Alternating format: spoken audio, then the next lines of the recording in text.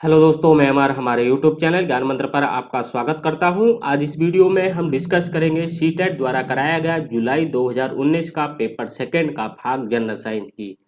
शुरुआत करने से पहले अगर आपने हमारे चैनल ज्ञान मंत्र को सब्सक्राइब नहीं किया है तो आप हमारे ज्ञान मंत्र चैनल को सब्सक्राइब कर लीजिए। और अगर आप हमें सोशल मीडिया पर फॉलो करना चाहते हैं तो आप हमें फेसबुक इंस्टाग्राम पर फॉलो कर सकते हैं।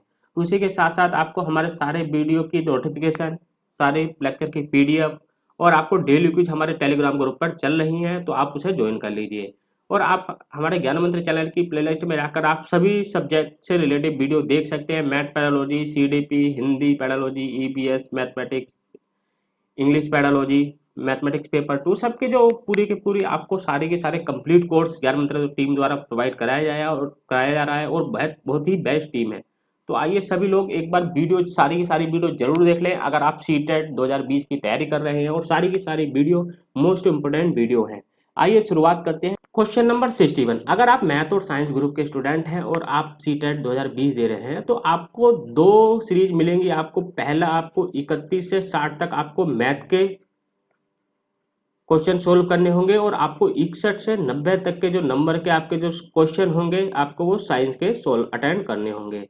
तो ये जो सीरीज है ये प्रीवियस का पेपर है, तो जो हम सीरीज से ही लेके चलेंगे। तो क्वेश्चन नंबर 61, मायरा किसी पैकेट को पहुंचाने के लिए 5 किलोमीटर दूरी पर अपनी सहेली के घर साइकिल चलाकर जाती है। वह जाते समय 12 किलोमीटर की चाल से और लौटते समय 8 किलोमीटर प्रति घंटा की चाल से लौटती है। तो उसकी समस्त यात्रा की औसत चाल क्या है? हमें दिया क्या गया है? दिया गया है हमें दूरी डी बराबर दी गई है 5 किलोमीटर। और जो पहली चाल है जिसे हम मान लेते हैं एक्स बराबर दिया गया है 12 किलोमीटर प्रति आवर और दूसरी दी गई है 8 किलोमीटर प्रति आवर। तो जो आपकी औसत चाल होती है वो क्या होती है? अगर आपको दो दूरी दी है और उनकी औसत चाल निकालनी है तो इसमें औसत चाल ही पूछी है। तो क्या होती है? 2x/x+y। तो यह आपका हो गया 2 × 12 × 8/12 + 8। तो ये जो आपका आंसर आ जाएगा 12 दूनी 24 × 8/20। इसे काट लेते हैं, 4 पंजे 20, 4 दूनी 8, तो 24 दूनी 48/5। जब इसे आप डिवाइड करेंगे तो 5 निम 45 और आपका बचा 3, 5 छिंग 30, तो 9.6 आपकी किलोमीटर पर आवर की आपकी एवरेज स्पीड होगी। तो ये जो आपका दो ऑप्शन नंबर 2 में दिया गया है 9.6, तो यही आंसर आपका बिल्कुल सही है। आइए चलते हैं नेक्स्ट क्वेश्चन पर। क्वेश्चन नंबर 62, निम्नलिखित में से किस समुच्चय में केवल दूरी के मात्रक दिए गए हैं? केवल हमें दूरी के मात्रक देखने हैं। तो ए में दिया गया है मीटर, प्रकाश वर्ष और हर्ट्ज। हर्ट्ज क्यों क्या है? आपकी ध्वनि की मात्रक है, तो ये आपका गलत हो गया। इसमें भी आपका हर्ट्ज दिया है तो ये भी आपका आंसर गलत हो गया। आपका वर्ष जो होता है वो समय का मात्रक होता है, तो आपका ये भी गलत हो गया। तो केवल बलिशत, मीटर और प्रकाश वर्ष, ये जो आपके मात्रक होते हैं ये दूरी के मात्रक होते हैं। तो सी ऑप्शन बिल्कुल सही है। आइए चलते हैं नेक्स्ट क्वेश्चन पर। क्वेश्चन नंबर 63, समीर अपने कंचे यानी जो गोली है को फर्श पे बिछे 3 विभिन्न पृष्ठों तनी हुई सेलोफेन शीट है, कालीन और समाचार पत्र पर लुढ़काता है। कंचे पर लगने वाले घर्षण बल को किस क्रम प्रकार से होगा? तो सबसे पहले सेलोफेन शीट है, बिल्कुल शीट होगी आपकी, बिल्कुल प्लेन होगी, तो इस पे आप गोली को आप लुढ़काएंगे। दूसरा है आपका पेपर है, जो आपका है समाचार पत्र जो पेपर का होगा उस पर आप लुढ़काएंगे इसे। और तीसरा होगा आपका कालीन। अगर कालीन पर, कालीन जो बनी होती है वो कपड़े की बनी होती है, तो कपड़े में सबसे ज्यादा घर्षण होगा। और जो आपके जो सेलोफेन सीट है वो सबसे प्लास्टिक की होगी, तो सबसे कम घर्षण इसमें होगा। और फिर दूसरे नंबर पे आपका होगा आपका जो अखबार है जो कागज का बनाया हुआ है। तो सबसे बाद में आएगा कालीन और सबसे पहला आएगा आपका सेलोफेन सीट। तो सेलोफेन सीट किस में है? केवल तीसरे में, तो तीसरा ऑप्शन बिल्कुल सही है। और कालीन सबसे ज्यादा घर्षण होगा इसमें और सबसे कम होगा टेलीफोन सीट में। तो और समाचार पत्र है वो कागज का होगा, तो इसमें सेकंड नंबर पर होगा। तो तीसरा ऑप्शन बिल्कुल सही है। आइए चलते हैं नेक्स्ट क्वेश्चन पे। क्वेश्चन नंबर 64, कोई पिंड रेखांकित किसी एक समान वेग से गतिमान है, यदि समय को एक्स अक्ष पर निरूपित किया जाए तो नीचे दिया गया कथन क्या होगा? सबसे पहली बात को आपको एक एक्स अक्ष पे समय को, मतलब समय तो बढ़ता रहेगा। अगर कोई पिंड गतिमान है तो समय तो लगातार बढ़ रहा है, तो आपका एक अक्ष बनाएंगे, समय वेग ग्राफ की बात की गई है। ऑप्शन अगर देख लेते हैं, इस गति पर जो ग्राफ होगा दूरी समय ग्राफ होगा या वेग समय ग्राफ होगा, दूरी समय ग्राफ होगा या वेग समय ग्राफ होगा। देखिए दूरी तो आपकी बढ़ती रहेगी, परिवर्तित होती रहेगी, तो ये वाला तो होगा नहीं। सबसे पहली बात आपकी बात की गई है एक्स अक्ष पे होगा आपका समय, समय बढ़ रहा है तो समय बढ़ रहा है तो समय तो आपका यू बढ़ेगा, ये आपका जो, और ये आपका समय हो गया जो एक्स अक्ष पर है, और ये वाई हो गया जो वेग है, जो वाई अक्ष है जिसपे वेग है आपका वेग। वेग आपका परिवर्तन नहीं है, एक समान वेग से चल रहा है, तो ये तो आपका परिवर्तन नहीं है। तो ये क्योंकि ये वेग बढ़ नहीं रहा है तो कौन सा, ये वाला, तो कौन सा ऑप्शन सही है। इस गति का दूरी समय ग्राफ एक्स के एक समांतर रेखा होगा, दूरी के नहीं वेग की बात की गई है। इस गति का वेग समय ग्राफ वाई अक्ष के समांतर होगा। अगर वाई अक्ष के समांतर की बात की जाए तो आपका समय तो बढ़ रहा है इसमें, तो अगर वाई अक्ष पे चलेंगे तो आपका समय नहीं बढ़ेगा, तो ये आपका गलत हो गया। इस गति का दूरी समय ग्राफ वाई अक्ष के समांतर एक रेखा में होगा, यह भी आपका गलत है। एक गति पर वेग समय ग्राफ एक्स अक्ष के समांतर होगा, बिल्कुल ये वाला आपका ऑप्शन सही है। क्योंकि आपका अगर आप इधर से जाएंगे, आप ये आपका इधर से समय तो बढ़ रहा है परंतु आपका वेग नहीं बढ़ रहा है। अगर आप बाई अक्ष की बात करें इसमें कोई यूनिट नहीं बढ़ रही है। अगर मान लीजिए यहाँ पे एक अगर यूनिट बात करी जाऊँ तो यहाँ पे सारी सब जगह एक ही यूनिट होगी, आप कहीं पे भी आप टिक करेंगे तो एक ही यूनिट होगी, तो आपका चौथा ऑप्शन बिल्कुल सही है। आइए चलते हैं नेक्स्ट क्वेश्चन में, क्वेश्चन नंबर 65। निम्नलिखित में से कौन सा पेट्रोलियम का उत्पाद नहीं है। पहला पैराफिन, मोम, कोक, बिटुमेन और स्नेहक तेल। सबसे पहली बात, दूसरा ऑप्शन जो है आपका कोक, ये आपका कोयले से प्राप्त होता है तो ये पेट्रोलियम उत्पाद नहीं है, तो दूसरा ऑप्शन बिल्कुल सही है। पैराफिन, मोम आपका पेट्रोलियम उत्पाद होता है। जब पेट्रोलियम उत्पाद को आप जो पेट्रोल आपका क्रूड ऑयल होता है, अगर आपको उसका डिस्टिलेशन करेंगे, उसके रिफाइनिंग करेंगे तो सबसे एंड में आपका पैराफिन मोम ही बनता है, तो ये वाला आपका प्रोडक्ट होगा। बिटुमिन, बिटुमिन भी होता है आप अगर करेंगे तो। उसने तेल, लुब्रिकेंट ऑयल भी आपके पेट्रोलियम उत्पाद से ही बनते हैं, तो ये बिल्कुल सही है। पेट्रोलियम की वीडियो आपको जल्दी ही मिल जाएगी, इस पे आपको बहुत अच्छी वीडियो जल्दी ही मिलने वाली है, तो आप ज्ञान मंत्र से जुड़े रहें। Next question number 66। अमन किसी बंद कमरे में एक प्लास्टिक की बोतल, एक लकड़ी का चम्मच, देखिए लकड़ी का चम्मच है, ठीक है, एक धातु के चम्मच को रखता है, ठीक है। कक्षा कक्षा का तो आप 30 डिग्री सेंटीग्रेड है, 30 डिग्री सेंटीग्रेड नॉर्मल टेम्परेचर रखा है। सुबह होने पर इन तीनों वस्तुओं की जो ताप जो रिकॉर्ड करता है वो T1, T2 और T3 है। निम्नलिखित में किस संबंध के द्वारा तापों के निरूपण का सबसे अधिक संभावना है। सबसे पहला आपका प्लास्टिक है जो नॉन हीट ट्रांसफर वाला है, तो उसमें हीट सेंसिटिव नहीं होगी। दूसरा लकड़ी का चम्मच और एक धातु का है, परंतु धातु का अगर कोई टेम्परेचर है और तीनों नॉर्मल टेम्परेचर रखे गए हैं तो क्या सुबह तक आप उन्हें छोड़ देंगे तो सबका टेम्परेचर बराबर हो जाएगा, तो पहला ऑप्शन बिल्कुल सही है। आइए चलते हैं नेक्स्ट क्वेश्चन पे, क्वेश्चन नंबर 67।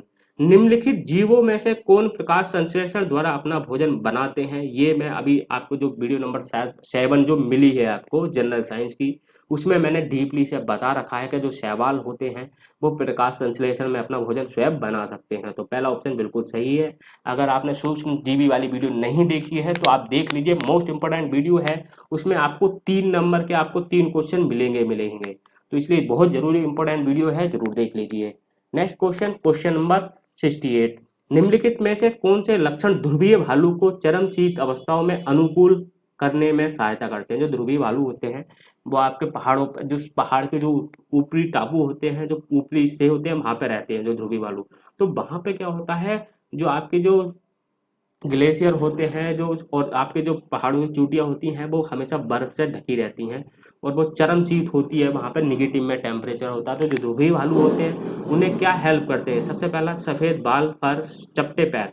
देखिए चपटे पैर तो आपके नॉर्मल उसमें पाए जाते हैं जहाँ नॉर्मल टेम्परेचर होता है, और उसमें दूसरा ऑप्शन है सफेद बाल और मुड़े हुए लंबे और पैने नाखून। हाँ बिल्कुल, जो मुड़े हुए लंबे पैने नाखून होते हैं, मान लीजिए कि ध्रुवीय भालू है उसके जो नाखून है अगर ऐसे टेढ़े होंगे, आंख में मुड़े होंगे, और एक अगर भालू है उसके चपटे पैर होंगे, ये चपटों पैर की बात कर रहा हूँ दोनों। तो ये जो मुड़े हुए लंबे नाखून होंगे तो क्या करें, यहाँ मान लीजिए बर्फ पड़ी है पूरा, अगर इसके चपटे पैर होंगे तो यहाँ पे जो फिजिकल कॉन्टैक्ट होगा बहुत ज्यादा होगा, और आपकी जो त्वचा है वो सीधे बर्फ के कांटेक्ट में आएगी तो उसे पूरा कोल्ड बर्न कर देगी, तो चपटे पैर कभी नहीं होते हैं ध्रुवीय वालों के। और यहाँ पे क्या होगा, जो आपके मुड़े हुए नाखून होंगे वो आपके नाखून है नॉन सेंसिटिव होंगे, कम सेंसिटिव करेंगे, तो जो बर्फ पे है उसे हीट ट्रांसफर उनके शरीर के अंदर बहुत कम होगी। तो जो पड़े हुए जो मुड़े हुए लंबे और पैने नाखून होते हैं उन्हें मदद करते हैं जो हीट ट्रांसफर को रोकने में, उसके बॉडी में हीट जो कोल्ड हीट है, जो कोल्ड है वो उसके में ट्रांसफर ना हो पाए।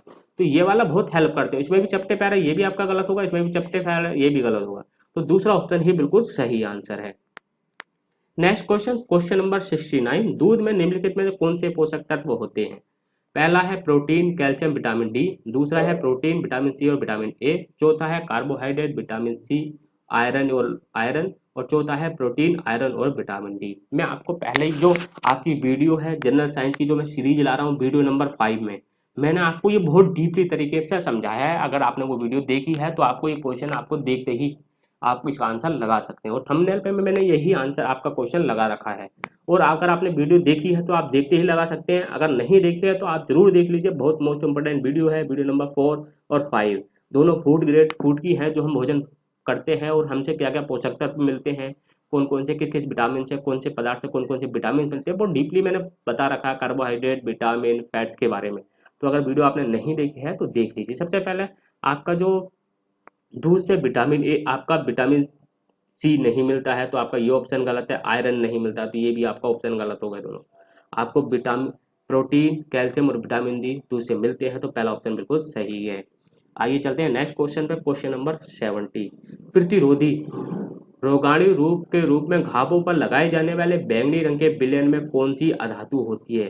क्लोरीन, आयोडीन, ब्रोमीन और सल्फर। ये भी मैंने आपको बहुत अच्छी तरह से डीपली बता रखा है अपनी वीडियो नंबर 7 में, जो सूक्ष्मदर्शी से रिलेटिव है, सूक्ष्म जीवी की वीडियो में आपको करा रखा है। अगर आपने नहीं देखी है तो देख लीजिए, इसका सही आंसर है। तो और एक्सप्लेनेशन के लिए आपको वीडियो 7 देखनी ही होगी। नेक्स्ट क्वेश्चन, क्वेश्चन नंबर 71, वायु के संबंध में नीचे दिए गए कौन सा कथन सही नहीं है? पहला, वायु में भार होता है, हाँ बिल्कुल होता है, तो ये तो कथन सही है। वायु में मृदा में वायु उपस्थित नहीं होती है। चौथा है, जल चक्र में वायु की महत्वपूर्ण भूमिका होती है, हाँ बिल्कुल होती है, वायु स्थान भी रहती है, परंतु मृदा में भी वायु उपस्थित होती है। मृदा में जो उपस्थित वायु होती है, पौधे वहां से अपना ऑक्सीजन ग्रहण करते हैं। तो दूसरा ऑप्शन आपका गलत है, नहीं की बात नहीं कह रहा है और नहीं पूछा था, तो दूसरा ऑप्शन बिल्कुल सही है। आइए चलते हैं नेक्स्ट क्वेश्चन पे, क्वेश्चन नंबर 72, स्तंभ ए में दिए गए पाचन तंत्रों के अंगों और स्तंभ बी में दिए गए उनके कार्यों को नीचे सही मिलान कीजिए। सबसे पहला, यकृत यानी लीवर। आपकी सबसे बड़ी ग्रंथि कौन सी होती है? आपकी यकृत या लीवर ही भी होती है मानव शरीर में, तो पहले का चौथा ऑप्शन आपका सही है। चौथा ऑप्शन पहले का कौन सा है? केवल एक ही में है, तो आपका ये वाला आंसर आपका बिल्कुल सही है। उसके साथ साथ मैं और बता देता हूँ, आपका जो पित्ताशय है, जहाँ से पित्त का संचय होता है, ये आपका बिल्कुल सही हो गया। अमाशय में प्रोटीन का जो आपका पाचन आरंभ होता है, और अग्नाशय में आपके क्षुद्रांश में पाचन रखकर मुक्त होता है, तो दूसरा ऑप्शन बिल्कुल सही है। क्वेश्चन नंबर 73, कोशिका के विषय में कौन सा कथन सत्य है? पहला, सभी कोशिकाओं की आकृति गोल होती है, नहीं, अलग अलग प्रकार की कोशिकाएं हो सकती हैं, तो ये आपका गलत है। किसी उत्तक की सब कोशिकाएं समान होती हैं, हाँ बिल्कुल उत्तक की कोशिकाएं समान होती हैं। किसी भली भांति व्यवस्थित जीव में कोशिकाओं का आकार साइज समान होता नहीं, अलग अलग होता है। सभी कोशिकाओं में केंद्रक होता नहीं, कुछ कोशिकाओं में केंद्रक नहीं होता है। तो आपसे सत्य की पूछी गई, दूसरा ही ऑप्शन सही है। तो आइए चलते हैं नेक्स्ट क्वेश्चन पे, क्वेश्चन नंबर 74, निम्नलिखित में से किनका उनके जनन की विधा से सही मिलान किया गया है? पहला है आपका ईस्ट, आलू, शैवाल और कवक। इधर ऑप्शन दिए गए हैं, कार्यक प्रबंधन, जीवाणु महासंघ, खंडन या मुकुलन। तो कौन सा इसमें सही है उस पर बात करेंगे हम। सबसे पहली बात, हम ईस्ट की बात करते हैं। ईस्ट क्या काम करता है, मैंने आपको सूक्ष्म जीवी वाली वीडियो नंबर 7 जो मोस्ट इंपोर्टेंट है, मैं पहले ही बता चुका हूं। अगर नहीं देखी है तो देख लीजिए, आपको देखनी ही पड़ेगी, देखने लीजिए, आपको देखनी ही पड़ेगी अगर आपको 3 नंबर चाहिए तो ईस्ट क्या करता है, मुकुलन करता है, यानी फर्मेंटेशन का काम करता है। ये मुकुलन का होता है fermentation.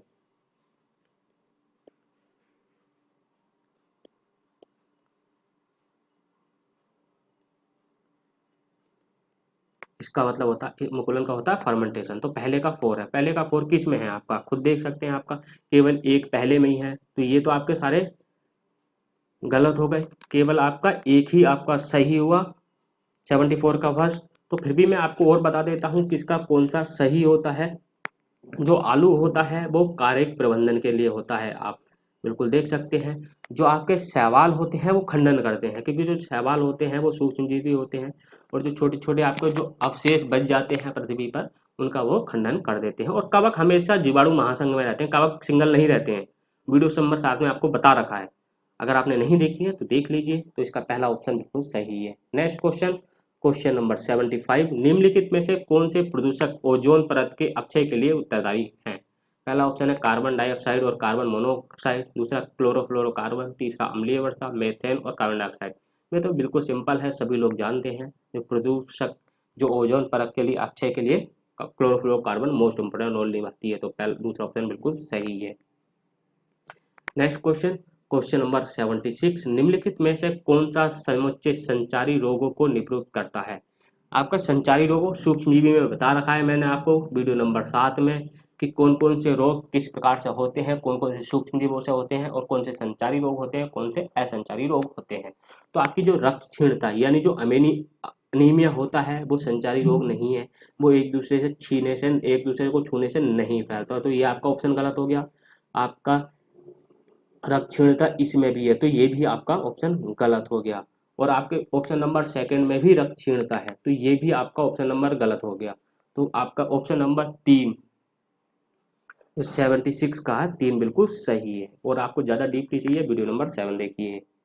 Next question, question number 87, Amrita. आपके जो 76 के बाद 87 है, आपके जो 10 क्वेश्चन हैं वो आपके इसमें साइंस पेडागोगी के आते हैं, जो हमेशा हर साल आते हैं और वो पैटर्न ही आपका सीटेट का पैटर्न ही है। तो आपके ये जो 10 क्वेश्चन है ये वाले जो आपका जुलाई 2019 के 10 क्वेश्चन है और दिसंबर 2019 के जो 10 क्वेश्चन है, आपको टोटल 20 क्वेश्चन आपको नेक्स्ट वीडियो की मैं एक वीडियो में आपको प्रोवाइड करा दूंगा। तो आप हमारे ज्ञान मंत्र चैनल से जुड़े रहिए। अब इस क्वेश्चन करते हैं 87, अमृता। कोई विद्युत परिपथ व्यवस्थित करने का प्रयास करिए, उसके पास पर्याप्त संख्या में संयोजक तार नहीं है। परिपथ को पूरा करने के लिए वह नीचे दिए गए पदार्थों में से किसी एक का उपयोग कर सकती है। कौन से? जो आपका कोई आपका परिपथ है, मान लीजिए ये बल्ब है आपका, इसमें क्या है आपको एक तार चाहिए। आपका मान लीजिए ये आपका प्लस है, ये तो आपका जुड़ा है पूरा का पूरा आपके टर्मिनल से। यहाँ पे आपका एक ये आपका निगेटिव टर्मिनल है, आपको यहाँ पे एक तार चाहिए छोटा सा कि जिससे कि आपका बल्ब जल जाए। तो आप क्या करेंगे, आप किस परिपथ का यूज कर सकते हैं? स्टील, आपका मोटा धागा तो आपका विद्युत का कुचालक होता है तो इसका नहीं कर सकते। कांच की छड़ आपकी विद्युत की कुचालक होती है तो इसका नहीं कर सकते। रबड़ का पाइप आपका कांच जो विद्युत का कुचालक होता है तो इसका नहीं कर सकते। अगर आप इस परिपथ में यहाँ पे बीच में आप स्टील का तार लगा देंगे तो आपका जो परिपथ है वो पूरा हो जाएगा और बल्ब जल जाएगा। तो दूसरा ऑप्शन बिल्कुल सही है। नेक्स्ट क्वेश्चन, क्वेश्चन नंबर 88, सही कथन को पहचानिए। अवतल दर्पण सदैव सीधा प्रतिबिंब बनाता है, दूसरा अवतल दर्पण सीधा प्रतिबिंब ही बनाता है और उल्टा प्रतिबिंब भी बनाता है, उत्तल दर्पण सदैव ही उल्टा प्रतिबिंब बनाता है, और चौथा ऑप्शन है उत्तल दर्पण सीधा प्रतिबिंब भी बनाता है और उल्टा प्रतिबिंब भी बनाता है। आपकी वीडियो नंबर 7 जो मैंने आपको प्रोवाइड कराई है प्रकाश की, इसमें मैंने बिल्कुल डीपली एक चीज को क्लियर करा है और एक्सप्लेनेशन के साथ करा है। तो जो इसमें दूसरा ऑप्शन है अवतल दर्पण सीधा प्रतिबिंब भी बनाता है और उल्टा प्रतिबिंब भी बनाता है, ये बिल्कुल सही है। एक्सप्लेनेशन के लिए वीडियो नंबर 7 देख लीजिए, मोस्ट इंपोर्टेंट वीडियो है, आपको उससे 2 क्वेश्चन मिलेंगे हर बार। आइए चलते हैं नेक्स्ट क्वेश्चन पे। क्वेश्चन नंबर 89, चींटी के दंशीय डंक में निम्नलिखित में से कौन सा अम्ल होता है? आपका acid and base. Video number 1 जिसे मैंने शुरुआत की थी, आपको 2 क्वेश्चन मिलेंगे हर बार पेपर में। तो इससे कौन सा सही है मैंने पहले ही बता रखा, चींटी के दस्त में फॉर्मिक एसिड होता है। तो दूसरा ऑप्शन बिल्कुल सही है। नेक्स्ट क्वेश्चन, क्वेश्चन नंबर 90, यह है पेपर का लास्ट क्वेश्चन है। किसी ईंधन के 3.7 kg को पूर्ण दहन करने पर 1.665 × 10⁸ जूल ऊर्जा प्राप्त होती है। मानक मात्रों में इस ऊर्जा का कैलोरी मान क्या है? थोड़ा ये आपका कैलकुलेशन वाला आपका क्वेश्चन है, तो हम इसे कैलकुलेशन करेंगे। आपका 3.7 kg का उसमें मान कितना दे रखा है? 1.665 × 10⁸ दे रखा है, ठीक है। मानक ऊष्मा में ये दे रखा है 1.3 kg का, हमें निकालना है क्या? मानक का निकालना है, तो 1 kg का निकालना है। तो 1 kg का हम कैसे निकालेंगे? 1.665 × 10⁸, ठीक है, और हमें इसे डिवाइड कर देंगे क्योंकि 1 kg। और उसके साथ साथ एक बात का और ध्यान रखना, जो मानक मान होता है वो आपका ग्राम में होता है, तो ग्राम में भी हम कन्वर्ट कर लेंगे। तो आपकी जो आंसर 1.665 × 10⁸ 8/3.7 इंटू 10⁻³ आपको 3 आ जाएगा अगर आप इसे केजी में, केजी को आपको ग्राम में कन्वर्ट करेंगे तो। ठीक है, अब ये 10⁻³ से आपका 3 कट जाएंगे तो 10⁻5 हो जाएगी। ठीक है, अब इसे हम सोल्व करेंगे, 3 और 3 हम इधर भी आपको सोल्व कर लेंगे। ठीक है, 3 को इधर ले जाएंगे तो आपका 1665 इंटू 10⁻³ आपके कितना हो जाएगा, 3 ये आपका काट दिए 2 हो जाएगा। ठीक है, और आपका 3.7 हम एक पावर यहाँ से 3 पॉइंट भी हटाएंगे, यहाँ से आपकी पावर 3 कर देंगे तो ये हो जाएगा 1665 और आपको 3 जीरो लगा दीजिए, 1 2 3, आप इस और डिवाइड कर दीजिए 37 से। जब आप इसे डिवाइड करेंगे तो आपका आंसर आएगा 45,000 यानी 45,000 आपका आंसर आएगा, और पहला ही आंसर बिल्कुल सही है। आप इसे कैलकुलेशन करेंगे, बिल्कुल आसानी से कैलकुलेशन कर सकते हैं और आपका 45,000 आंसर आ जाएगा। तो इससे रिलेटेड आपको ये ऐसे न्यूमेरिकल भी आप आसानी से सोल्व कर सकते हैं। देखते ही आपको देखने में भले ही आपको अजीब लग सकते हैं, थोड़ा टफ लगते हैं कि कैसे सोल्व करें, मगर आपको पता है, अगर आप हमारे साथ जुड़े हुए हैं तो हम एक छोटी से छोटी आपको चीज़ के लिए बताएंगे। आपको अभी तो क्या है, केवल 45,000 आपने रटना नहीं है, आपको नॉर्मल आपको सोल्यूशन देखना है कैसा है। अगर इसकी जगह आपको वो यूनिट ये चेंज करेगा तब भी आप कर सकते हैं, इन यूनिट को चेंज करेगा ये भी कर सकते हैं। तो आपको जितने केजी दिया हो उससे डिवाइड कर देते हैं, उसके 1 केजी की मात्रा निकाल लेते हैं, और आपको जो जूल दिया आपको केजी में दिया हो आपको उसे ग्राम में कन्वर्ट करना है और आप सीधा नॉर्मल सोल्यूशन कर सकते हैं। तो इसका पहला आंसर बिल्कुल सही है। Thanks for watching. अगर आपको वीडियो अच्छी लगी हो तो लाइक करें, अगर किसी आपको क्वेश्चन में डाउट है तो आप हमें कमेंट कर सकते हैं अपने, और आपको वीडियो अच्छी लगी हो तो अपने दोस्तों के साथ शेयर करें, और आपने हमारे चैनल को सब्सक्राइब नहीं किया है तो आप हमारे ज्ञान मंदिर चैनल को सब्सक्राइब करें। इस लेक्चर की पीडीएफ आपको हमारे टेलीग्राम ग्रुप पर मिल जाएगी। अगर आपने हमारा टेलीग्राम ग्रुप ज्वाइन नहीं किया है तो कर लीजिए, बहुत मोस्ट इंपोर्टेंट ग्रुप है, उसमें डेली क्विज आपको सारे हमारी वीडियो के नोटिफिकेशन और पीडीएफ वहाँ पे हम डालते रहते हैं। धन्यवाद।